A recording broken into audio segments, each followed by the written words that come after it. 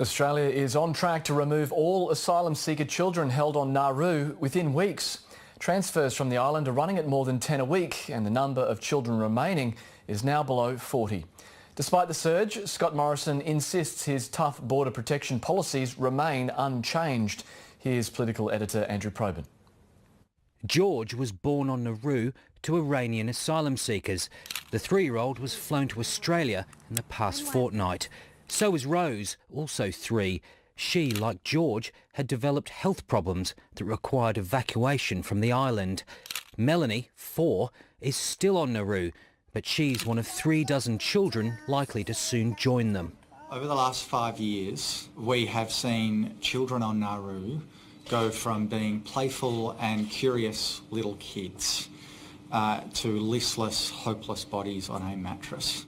And with the plight of asylum seeker children having become a political pinch point for the coalition, why are the kids still on Nauru? Including at the Wentworth by-election, the government has stepped up its efforts to get the kids off Nauru. So we've been getting about this quietly. We haven't been showboating about it. The Prime Minister says there's been no change of policy, but there's no doubt that something's changed. At its peak, Nauru was home to 222 asylum seeker children. 5 months ago, they numbered 137. By August, another 24 had left, and there were about 80 at the time of the Wentworth by-election last month. Since then, the numbers halved again, with more transfers expected in the next few days. They'll join the almost 250 asylum seeker children evacuated from Nauru to Australia in the past 6 years.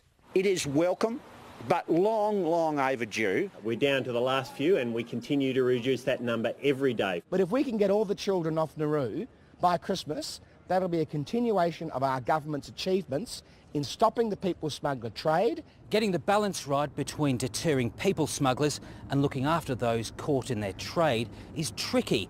No one in government or Labor wants to do anything that would start up the boats again.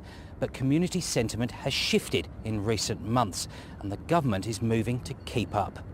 And even with all asylum seeker children brought to Australia, there'd still be about 1,100 people left on Nauru and Manus, mostly refugees. Andrew Probyn, ABC News, Canberra.